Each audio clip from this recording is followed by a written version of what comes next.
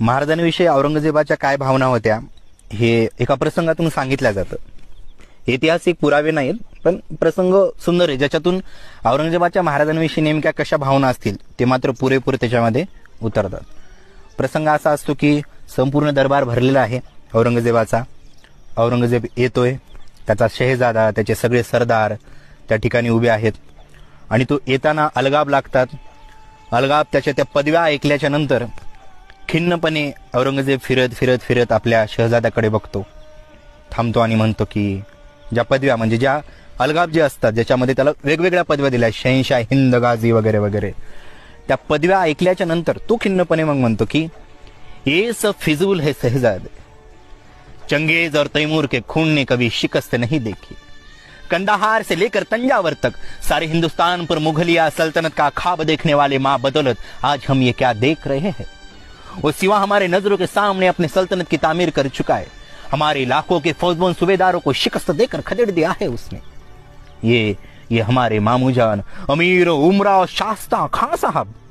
सबसे शर्मनाक बात तो यह है शहजादे कि सिवा ने इनके लाल महल पर छापा मारकर इनके छक्के छुड़ा दिए. अरे ये तो नसीब के सिकंदर थे कि जान बच गई, सिर्फ 3 उंगलियां ही खोनी पड़ी. ये जोधपुर महाराजा जसवंत सिंह, मराठों के वार के जख्म इन्होंने अपने सीने पर नहीं बल्कि अपनी पीठ पर खाए हैं. ये सूरत के खूबसूरत खान इनायत खां बहादुर, सिवा जब सूरत लूटने आए तो ये बहादुर दुम दबा कर भाग निकले. ये सिद्दी फौलाद खां, जिनकी हथेली पर मिठाइयां रखकर सिवा इनकी गिरफ्त से फरार हो गया. ये कारतलब खां, ये रसूल बेग रोजबानी, ये मीर आकिस तरबीर खान, खान जहाबहादुर, बहादुर खान, कोकलताज, बोगिनर, इसबाव सिंह, नारा केशव सिंह, राम सका, सैयद मुनब्बर खां बारहा, तमाम सारे राजपूत, बुंदेल, तुर्क, अफगान, उज़्बेकी, हबशी, मुगल फौजमंद सरदार, जिन्हें शिवा ने शिकस्त दी, सारी इज्जत मिट्टी में मिला दी. आखिर क्यों सिवा को ये फतेह हासिल होती है. हमारी तरह तोहफे, घोड़े, गोला बारूद नहीं है उसके पास, फिर भी क्यों.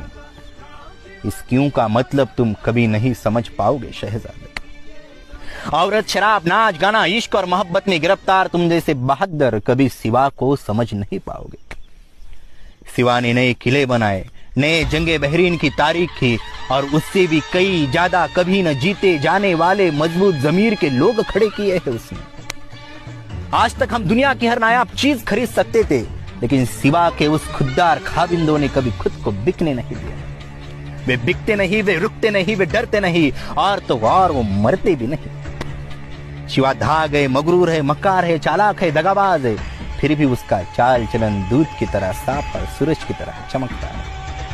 आधी काय म्हणतो तो, मक्कार म्हणतोय, दगाबाज म्हणतोय, पण सोबतच आधी पहिले त्याची नाचिकती पूर्ण सगळे सोबतच चारित्र्याचा विचार करतोय की महाराजांची पूर्ण जी काय असेल त्याच्या मनात जेवढा काही द्वेष वगैरे असेल तो सगळं बोलून टाकलं. एक शत्रु धाग है, मगरूर है, मक्कार है, चालाक है, दगाबाज है, आणि नंतर काय असेल त्याचे फिर भी उसका चाल चलन दूध की तरह साफ और सूरज की तरह चमकता है.